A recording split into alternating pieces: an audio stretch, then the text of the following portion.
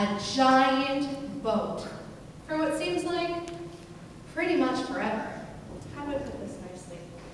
I was pretty sick of going up and down and up and down and... Oh, silly me. I forgot to tell you who I am. I'm Noah's wife. You guys know who Noah is, right? He's the guy that built the big giant boat in the Bible. Let me tell you, I remember the day that God told Noah to build that boat. I have to be honest, at first it sounded a little silly to me. I mean, who does that? Who builds a giant boat in the middle of our neighborhood? What would the neighbors think? I mean, all that commotion and the banging and the hammering, and I was pretty nervous. But I was most nervous about Darla.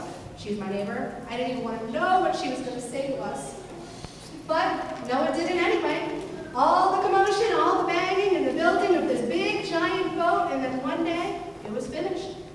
I was so excited that it was done. I just jumped up and down, and I was so excited. And then Darla came over, and she wasn't very nice.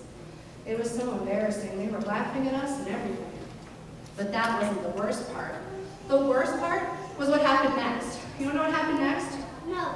A bunch of animals came out of everywhere. 2 of them, of every kind. They just marched along and got in our boat. Okay, but then it happened.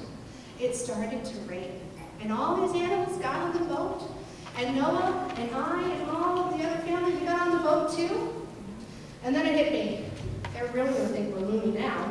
Not only did we build a big giant boat in the middle of dry land, but we have our own personal petting zoo. And now we're getting on the big boat and it's just sprinkling. But it kept raining and raining and it didn't stop. One day I looked out and you know what I saw?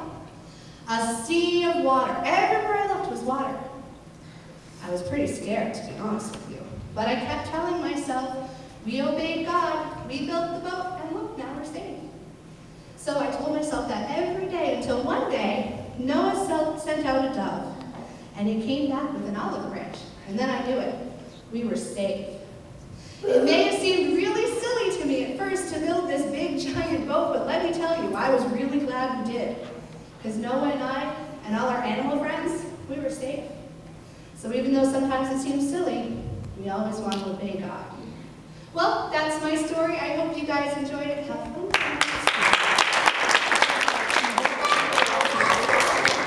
Wow, you guys, that must have been tough for Noah and his family. Could you guys imagine?